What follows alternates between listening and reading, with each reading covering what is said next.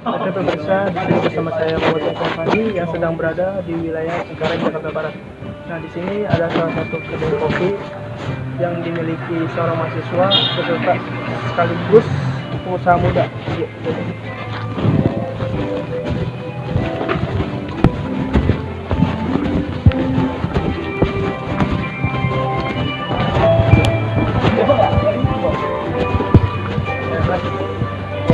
tanya kak? Boleh, boleh. Saya Yapi. Saya Novel Ramadan. Boleh tanya gak motivasi ini buat kedai kopi ini apa? Gue terinspirasi dari hobi sih. Gue hobi kopi dari SMP lah kurang lebih. Sampai gue kerja di tempat kopi sebagai barista. Dan akhirnya gue sampai sekarang gue bisa punya kedai sendiri. Dari sendiri ya. Modal yang dibutuhkan itu dari kerja Mas. Iya, modal yang gue dapat untuk buka usaha ini dari hasil kerja gue bareng sama teman-teman gue. Bagus nih Mas buat motivasi kalangan anak muda sekarang ya kan. Nah, boleh lihat gak sih cara pembuatannya? Oh, boleh, boleh. Saya kita lihat. Nah, ini pas banget. Kita lagi ngebuat teknik manual brewing dengan teknik V60. Kopi ini lagi digemari oleh masyarakat sih, terutama anak muda kayak gitu. Lagi populer ya Mas.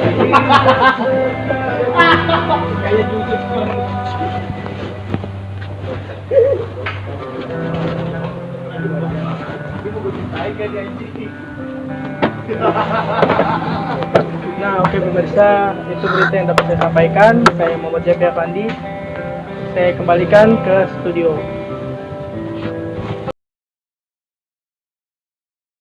Bagi para penggemar motor atau rider, tentu touring sudah menjadi hal yang gemar sekali untuk dilakukan. Biasanya touring dilakukan untuk bersilaturahmi dengan rider lainnya dan untuk mengisi sisa waktu libur di akhir pekan. Saburi atau biasa dikenal dengan Sabtu Subuh Riding. Istilah ini merupakan kegiatan acara bagi para pecinta motor yang ingin melakukan touring bersama, melakukan sholat subuh, dan sarapan bersama dengan para pecinta motor. Bagaimana awal terbentuknya Saburi? Awalnya sih dulu sebenarnya idenya cuma ngajakin teman-teman anak-anak muda ini gerakan subuh berjamaah. Soalnya dulu pertama kali si Ridwan yang Ridwan kontak saya, ngajakin ini yuk subuhan bareng yuk.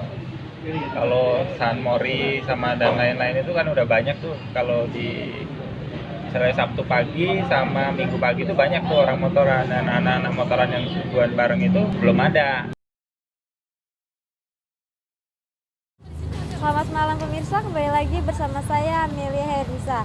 Saat ini saya sedang berada di Pasar Ikan Muara Baru, Penjaringan, Jakarta Utara. Pasar ikan modern pertama ini adalah pasar yang pertama yang ada di Indonesia.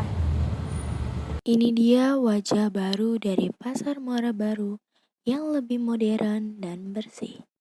Oke pemirsa, saat ini saya sudah bersama salah satu para penjual ikan yang ada di pasar modern ini. Kita simak, kita nanya sama Bapak ini. Selamat malam Bapak. Malam. Bapak boleh bertanya, Bapak sebelumnya memang sudah berjualan di pasar modern ini, apa Bapak dulunya sudah memang berjualan di pasar tradisional? Saya bukan jualan, cuman itu tempat untuk ikan. Oh gitu. Ikan doang. Menurut Bapak kalau misalnya itu ngasih ikannya lebih baik di gimana ya, tingkatnya lebih baik di pasar modern ini apa di pasar tradisional? Ya lebih baik. Di sini ya Pak ya? Ya, di sini. Oh, terima kasih ya Bapak. Pasar ikan modern Muara Baru ini merupakan pasar ikan pertama di Indonesia yang menerapkan konsep dengan mengedepankan higienitas dan one-stop shopping aneka produk perikanan. Pasar ini menerapkan konsep yang mengacu pada pasar ikan di negara Jepang, Tsukiji. Nah itu dia pasar ikan modern yang ada di Muara Baru. Dengan konsep seperti ini diharapkan masyarakat tidak perlu takut lagi becek-becekan dan bau amis. Saya Mila Yatisa dan kru bertugas pamit undur diri. Selamat malam pemirsa, saya Gimadi Tandebi. Saat ini saya sedang berada di Pasar Kapal Tangerang. Di sini terkenal dengan wisata kuliner yang unik-unik dan salah satunya makanan reptil. Tidak perlu lama-lama, langsung aja kita lihat ya. ada Dua Kobra, salah satu tempat kuliner yang menyediakan makanan ekstrim, yaitu olahan daging ular kobra dan biawak. Kalian dapat memesan sate, sop, ataupun digoreng. Ayo siap apa pesan sate apanya? Apa goreng, sate? Seporsi aja. Seporsi. Ayo siap. Ular apa biawak? Ular. Ular. Ayo siap. Sama apa lagi ini? Udah. Ayo siap. Dengan harga yang terjangkau, kalian sudah dapat menikmati makanan reptil yang satu ini. Reptil ini memiliki manfaat yang banyak, yaitu berkhasiat untuk mengobati segala penyakit kulit.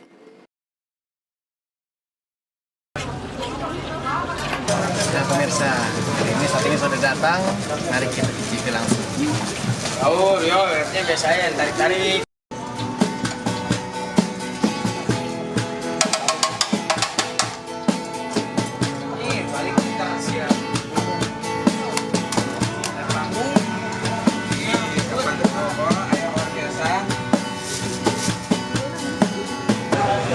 Gimana mas pas nyobain sate ular ini? Teksturnya sih sama kayak sate ayam ya, cuma bumbunya lebih gurih. Ini baru pertama kali atau sebelumnya sudah? Baru pertama kali. Baru pertama kali ya? Lumayan enak sih, hampir sama kayak sate ayam. Nggak beda jauh ya sama sate ayam? Iya, nggak beda. Nah itu dia, salah satu makanan reptil yang berada di Pasar Lama, Kota Tangerang. Gimana? Penasaran untuk mencoba? Saya Gemari Tia Pebin dan kru yang bertugas melaporkan. Saya pamit undur diri, sampai berjumpa kembali. Halo pemirsa, kembali lagi di acara Kabar Indonesia. Mahasiswa biasanya mereka mempunyai banyak tugas dan memanfaatkan waktu luangnya untuk hiburan. Tapi berbeda dengan salah satu mahasiswa ini, dia memanfaatkan waktunya untuk dapat menghasilkan uang. Ya, langsung aja di samping kita sudah ada narasumbernya. Halo Rido. Hai, Gimana kabarnya? aman terkendali, baik. Lagi sibuk apa nih? Kuliah sih, sambil ya, Oh, usaha apa tuh kalau gue tahu? ada usaha tenis meja, jadi pembuatan tenis. Oh, nah itu usaha tenis mejanya di rumah? Iya, produksinya satu di rumah, sama ada sih yang ikut tenis meja di rumah juga tuh, kayak tampil. Tenis meja itu yang disebut meja pingpong itu kan ya? Meja-meja pingpong. Oh iya iya, keren juga. Wah, kalau tenis meja kayak gitu tuh saya kira itu kayak cuma diimpor dari luar negeri doang gitu. Enggak, ada kok. Ada yang kita juga buat, makanya gue juga punya usaha itu cuma dari luar aja sih. Memang dari luar ada, cuma kita juga bikin. Oh iya iya, itu jadi penasaran. Dia langsung aja yuk kita lihat videonya, pemirsa. Cuplikan dari video usahanya.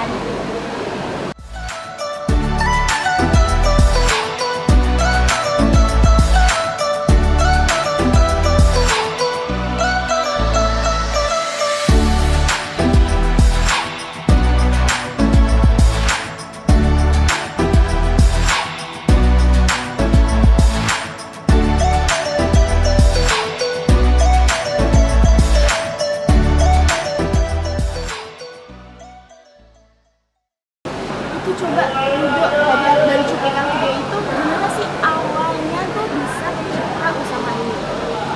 Awalnya sih dari hobi. Ayah sama saya itu kebetulan hobinya main tenis meja gitu, tenis meja ya, pingpong gitu ya baseball misalnya. Sering main, cuma suka latihan juga berdua, main berdua, terus ikut kompetisi juga, tapi ya nggak ada hasilnya gitu. Ikut kompetisi kalah, ikut ke turnamen juga kalah, akhirnya yang daftar turnamen keluarin uang, cuma akhirnya gugur nggak dapat uang juga kan. Akhirnya udahlah kita berdua itu ide untuk buat tenis meja itu. Kenapa nggak kita bikin mejanya aja nih, alatnya tenis aja sebagai usaha. Oh, jadi berarti itu awalnya dari hobi kalian berdua gitu ya, terus akhirnya dijadikan ide gimana kalau misalkan buat meja pingpong aja gitu ya. Itu jadi usaha sekarang. Kalau udah tahu tuh, harga satu meja pingpong ini berapa ya? Kita ada 3 macam. dari 3 bahan yang berbeda juga. Yang satu tuh dari particle board harga sekitar 1.300.000, terus ada MDF juga 1,5, 1.500, sama yang paling mahal bahannya dari fiber itu 2 juta. Nah kalau yang fiber ini kenapa kita patokan ke paling mahal, karena kalau habis main, biasanya kalau orang main pingpong itu kan suka naruh minuman di situ di atas meja, terus dia tumpah gitu kan. Nah akhirnya bahan dari meja ini gelembung. Nah kalau yang fiber ini enggak. Oh, berarti nggak perlu takut lagi ya kalau misalkan kita main terus istirahat naruh cangkir gitu di atas meja pingpong, nggak perlu takut lagi ya gelembung. Jangan kan ketumpahan.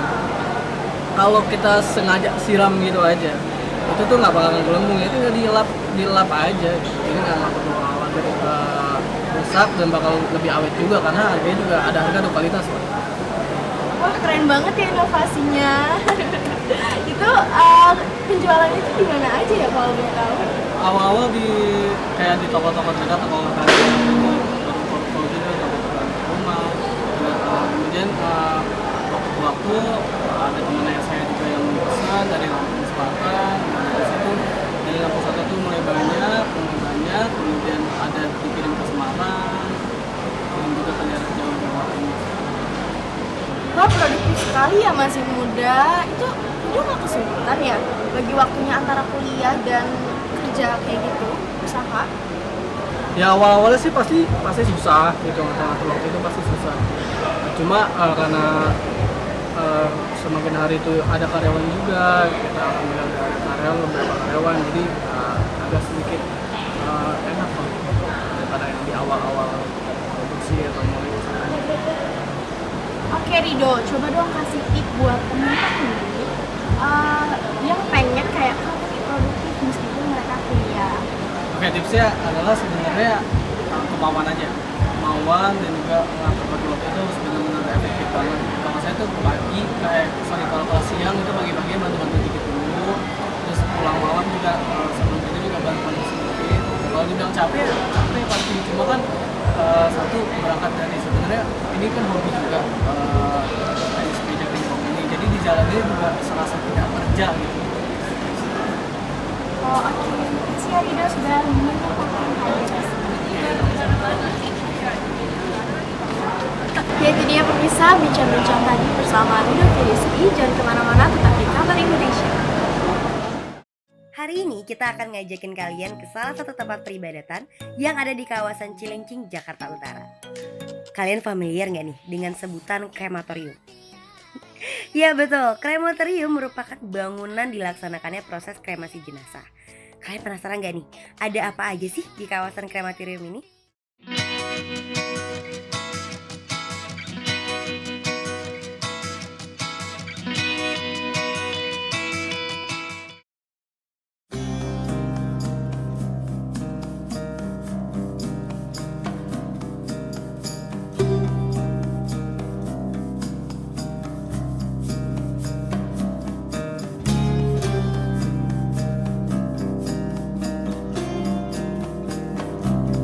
Nama saya Bambang Sugeng Tridoyo Subroto.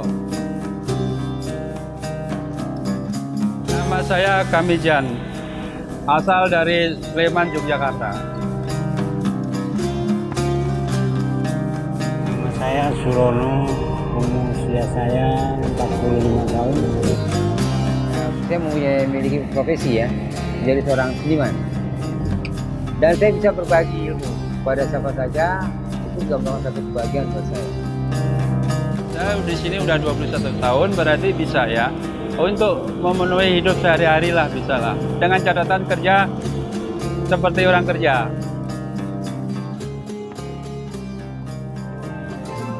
Sebagai pelukis jalanan mungkin ya saya punya harapan bisa mungkin punya galeri atau bisa masuk ke galeri, mengembangkan bakat dan keterampilan saya sebagai pelukis.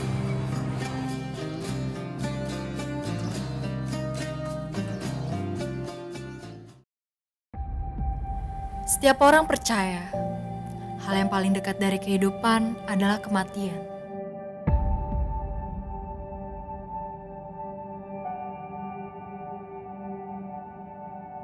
Tidak peduli kapan, di mana, dan siapa yang akan merasakan.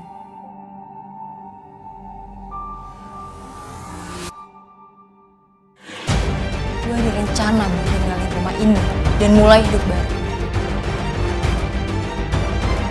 Dari awal kakak kerja, kakak gak pernah digaji.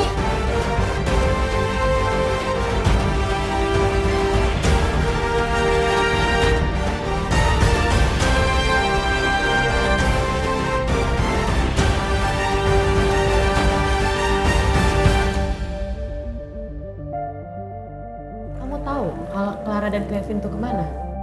Kamu tahu nggak sih Resya, bagaimana rasanya seorang tua yang ditinggali sama anak-anaknya?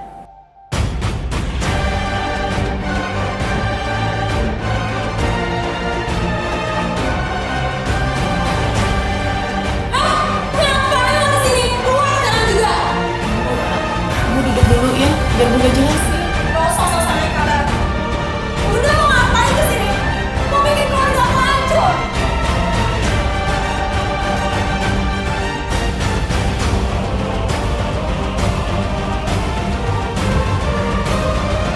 Maksud lo apa sih kayak gitu ke Bunda?